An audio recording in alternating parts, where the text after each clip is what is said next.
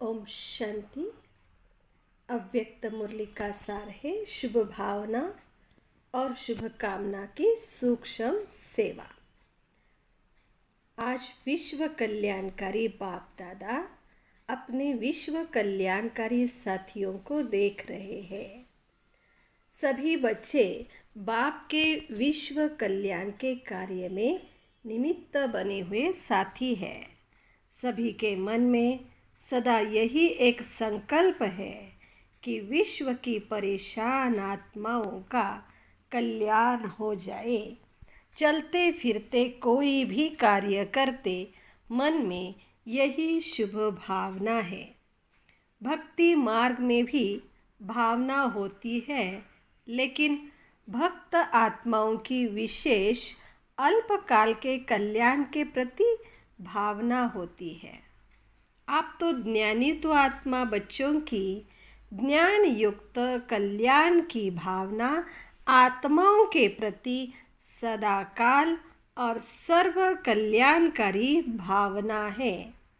आपकी भावना वर्तमान और भविष्य के लिए है कि हर आत्मा अनेक जन्म सुखी हो जाए, प्राप्तियों से संपन्न हो जाए, क्योंकि अविनाशी बाप द्वारा आप आत्माओं को भी अविनाशी वर्षा मिला है।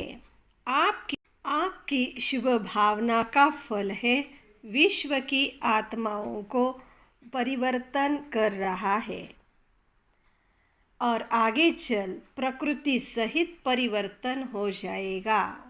आप आत्माओं की श्रेष्ठ भावना इतना श्रेष्ठ फल प्राप्त कराने वाली है। इसलिए विश्व कल्याणकारी आत्माएं गाई जाती है। इतना अपनी भावना का महत्व जानते हो। अपनी शुभ भावना को साधारण रीति कार्य में लगाते चल रहे हो, वह महत्व जानकर चलते हो। दुनिया वाले भी शुभ भावना शब्द कहते हैं, लेकिन आपकी शुभ भावना सिर्फ शुभ नहीं, शक्तिशाली भी है, क्योंकि आप संगम युगी श्रेष्ठ आत्माएं हो। संगम युग को ड्रामानुसार प्रत्यक्ष फल प्राप्त होने का वरदान है। इसलिए आपकी भावना का प्रत्यक्ष फल आत्माओं को प्राप्त होता है। जो भी आत्माएं आपके संबंध संपर्क में आती है, वह उसी समय ही शांति व स्नेह के फल की अनुभूति करती है। शुभ भावना शुभ कामना के बिना हो नहीं सकती। हर आत्मा के प्रति सदैव रहम की कामना रहती है कि यह आत्मा भी वर्षे के अधिकारी बन जाए। हर आत्मा के प्रति तरस पड़ता है कि यह हमारे ही ईश्वरीय परिवार के हैं, तो इससे वंचित क्यों रहे। शुभ कामना रहती है ना। शुभ कामना और शुभ भावना यह सेवा का फाउंडेशन है। कोई भी आत्माओं की सेवा करते हो, अगर आपके अंदर शुभ भावना शुभ कामना नहीं है तो आत्माओं को प्रत्यक्ष फल की प्राप्ति नहीं हो सकती। एक सेवा होती है नीति प्रमाण रीति प्रमाण, जो सुना है वह सुनाना। दूसरी सेवा है अपनी शुभ भावना शुभ कामना द्वारा। आपकी शुभ भावना बाप में भी भावना बिठाती है और बाप द्वारा फल की प्राप्ति कराने के निमित्त बन जाती है।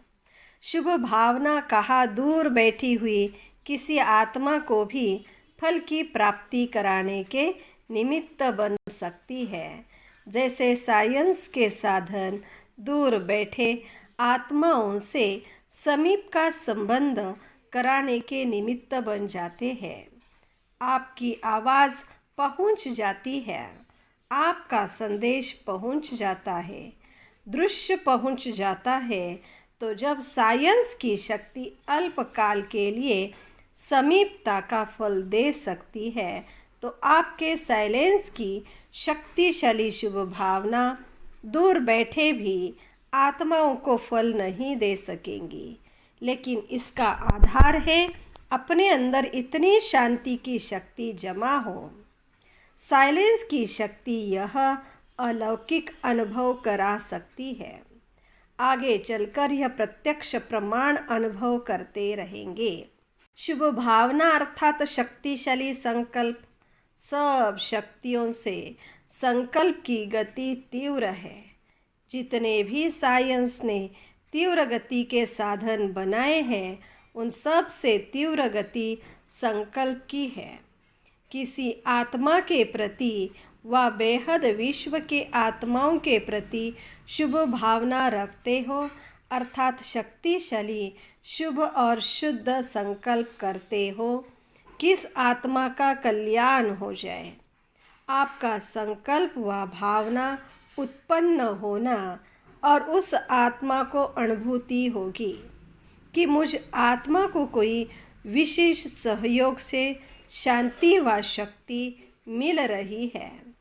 जैसे अभी भी कई बच्चे अनुभव करते हैं कि कई कार्यों में मेरी हिम्मत व योग्यता इतनी नहीं थी, लेकिन बाप दादा की एक्स्ट्रा मदद से यह कार्य सहज ही सफल हो गया व यह विघ्न समाप्त हो गया। ऐसे आप मास्टर विश्व कल्याणकारी आत्माओं की सूक्ष्म सेवा प्रत्यक्ष रूप में अनुभव करेंगे। समय भी कम और साधन भी कम, संपत्ति भी कम लगेगी। इसके लिए मन और बुद्धि सदा फ्री चाहिए। छोटी छोटी बातों में मन और बुद्धि को बिजी बहुत रखते हो, इसलिए सेवा की सूक्ष्म गति की लाइन क्लियर नहीं रहती है। साधारण बातों में भी अपने मन और बुद्धि की लाइन को एंगेज बहुत रखते हो, इसलिए यह सूक्ष्म सेवा तीव्र गति से नहीं चल रही है। इसके लिए विशेष अटेंशन, एकांत और एकाग्रता का। एकांत प्रिय आत्माएं कितना भी बिजी होते भी फिर भी बीच बीच में 1 घड़ी 2 घड़ी निकाल एकांत का अनुभव कर सकती है। एकांत प्रिय आत्मा ऐसी शक्तिशाली बन जाती है जो अपनी सूक्ष्म शक्तियाँ मन बुद्धि को जिस समय चाहे जहाँ चाहे एकाग्र कर सकती है। चाहे बाहर की परिस्थिति हलचल की हो, लेकिन एकांत प्रिय आत्मा एक के अंत में सेकंड में एकाग्र हो जाएगी। जैसे सागर के ऊपर लहरों की कितनी आवाज़ होती है, कितनी हलचल होती है, लेकिन सागर के अंत में हलचल नहीं होती। तो जब एक के अंत में ज्ञान सागर के अंत में चले जाएंगे तो हलचल समाप्त हो एकाग्र बन जाएंगे। सुना सूक्ष्म सेवा क्या है? शुभ भावना, शुभ कामना शब्द सभी बोलते रहते हैं, लेकिन इसके महत्व को जान प्रत्यक्ष रूप में आने से अनेक आत्माओं को प्रत्यक्ष फल की अनुभूति कराने के निमित्त बनो। अच्छा, टीचर्स का तो काम ही है सेवा। टीचर्स का महत्व ही है सेवा। अगर सेवा का प्रत्यक्ष प्रमाण नहीं दिखाई देता तो उनको योग्य टीचर की लिस्ट में गिनती नहीं किया जाता। टीचर की महानता सेवा हुई ना, तो सेवा का महीन रूप सुनाया।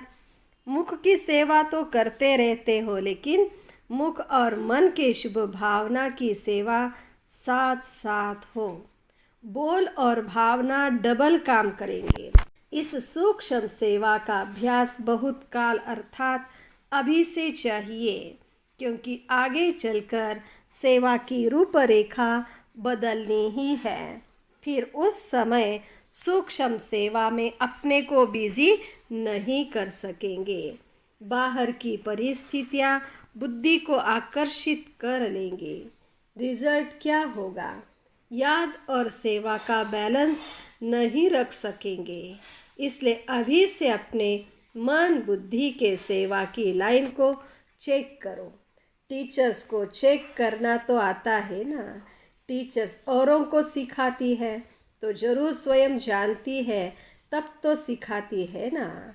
सभी योग्य टीचर्स हो ना। योग्य टीचर की विशेषता यह है जो निरंतर चाहे मनसा चाहे वाचा चाहे कर्मणा सेवा में सदा बिजी रहे, तो और बातों से स्वतः ही खाली हो जाएंगे। अच्छा, कुमारियाँ भी आई हैं। कुमारियाँ अर्थात होवनहार टीचर्स। तब तो कहेंगे ना ब्रह्मा कुमारियाँ है। अगर होवनहार सेवाधारी नहीं तो पाई पैसे वाली कुमारी है। कुमारियाँ क्या करती है? नौकरी की टोकरी उठाती है ना, पाई पैसे के पीछे। बाप दादा को हंसी आती है कुमारियों के ऊपर। टोकरी का बोझ उठाने के लिए तैयार हो जाती है, लेकिन भगवान के घर में अर्थात सेवा स्थानों में रहने की हिम्मत नहीं रखती है। तो ऐसी कमज़ोर कुमारियाँ तो नहीं हो ना। चाहे पढ़ भी रही हो तो भी लक्ष्य तो पहले से ही रखा जाता है कि नौकरी करनी है या विश्व सेवा करनी है। नौकरी करना अर्थात अपने को पालना। बाल बच्चे तो है नहीं जिसको पालना पड़े। नौकरी इसलिए करते हैं कि आराम से अपने को पालते चले चलते रहे, पालते रहे चलते रहे। विश्व की आत्माओं को बाप की पालना दे, यह लक्ष्य रखो। जब अनेक आत्माओं के निमित्त बन सकते हैं तो सिर्फ अपनी आत्मा को पालना, उसके आगे क्या हुआ? अपनी आत्मा को पालना, उसके आगे क्या हुआ? अनेकों की दुआएं लेना, यह कमाई कितनी बड़ी है। तो उस कमाई में 5,000 5 लाख भी हो जाए, लेकिन यह अनेक आत्माओं की दुआएं, यह कितनी बड़ी कमाई है।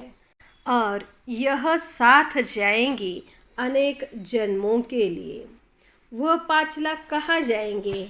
या घर में या बैंक में रह जाएंगे।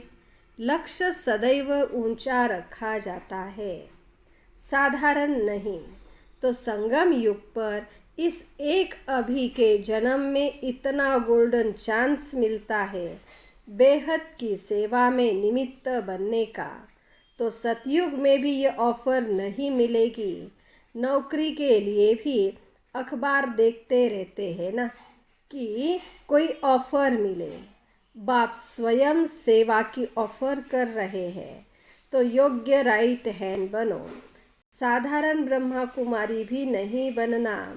योग्य सेवाधारी नहीं बनते तो सेवा करने के बजाय सेवा लेते रहते हैं।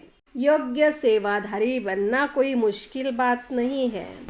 जब योग्य सेवाधारी नहीं बनते तो डरते हो कि कैसे होगा, चल सकेंगे व नहीं।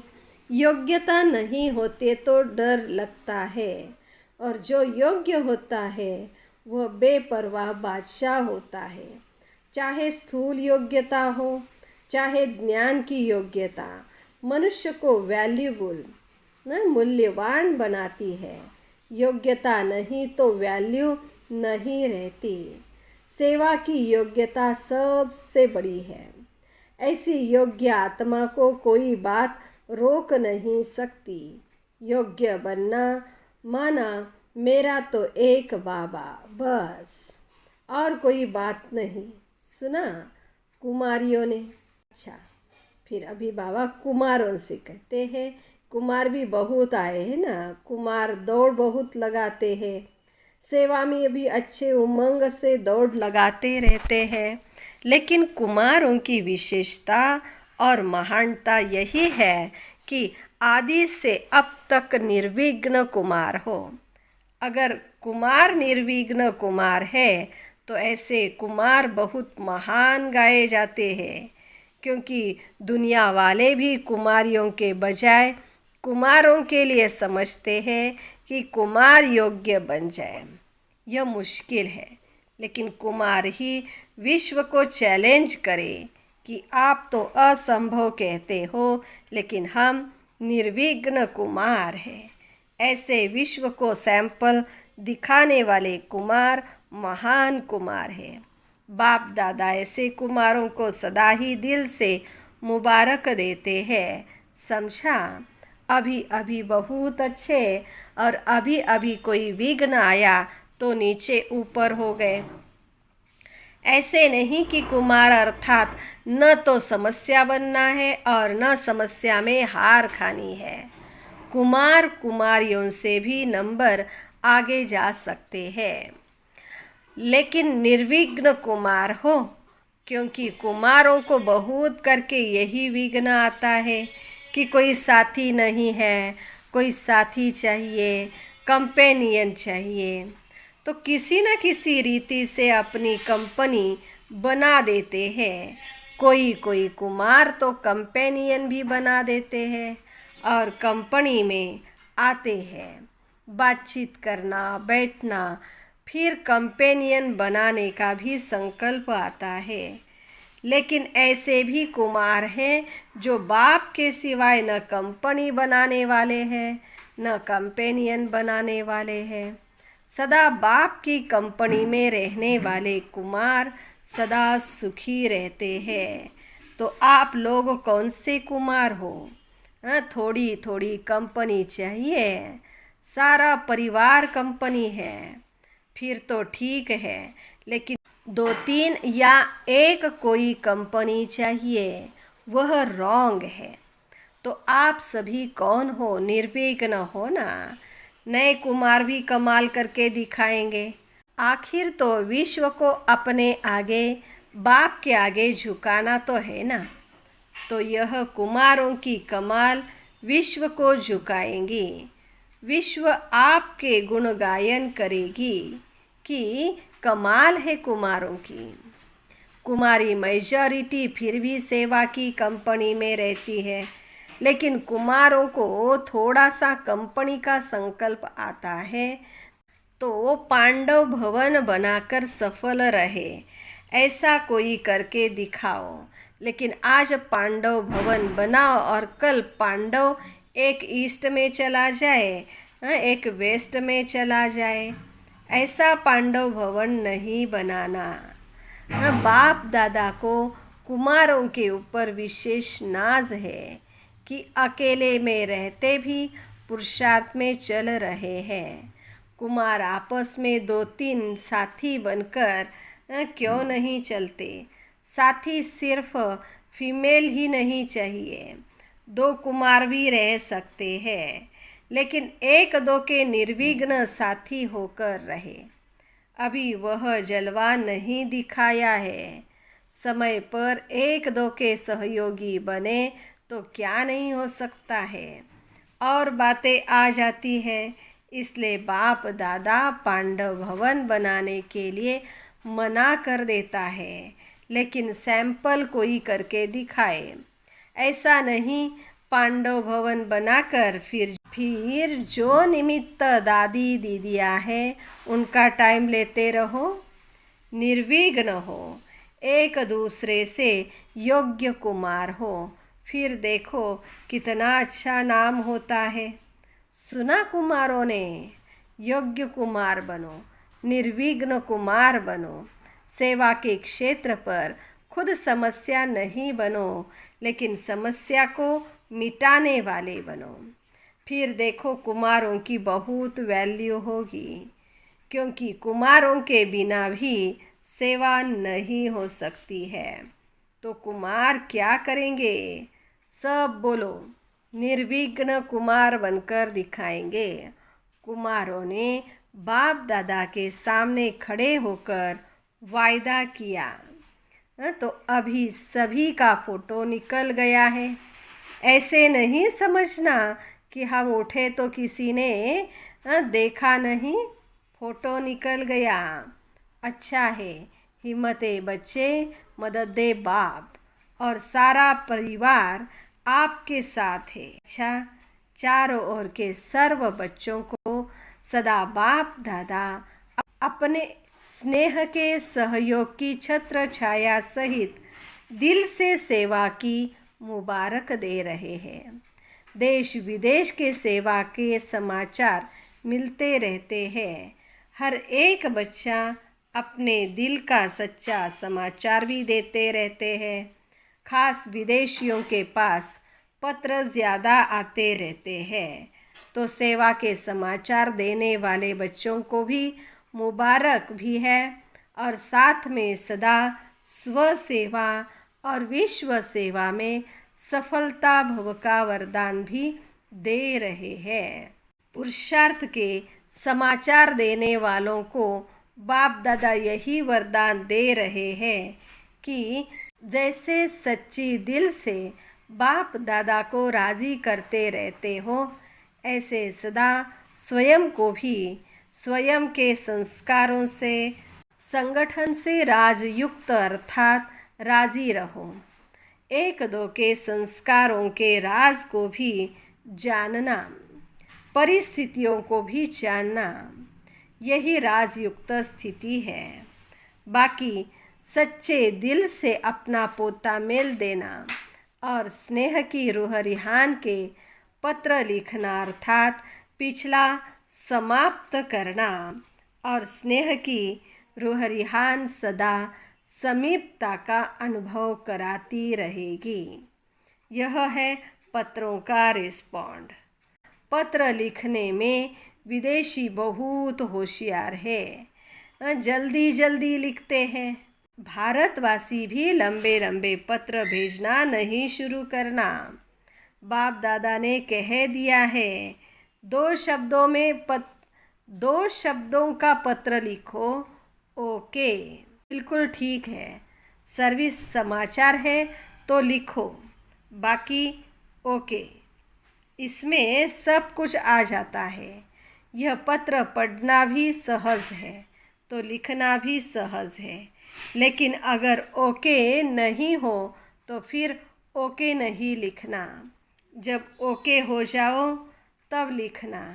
पोस्ट पढ़ने में भी तो टाइम लगता है ना। कोई भी कार्य करो सदा शॉर्ट भी हो और स्वीट भी हो।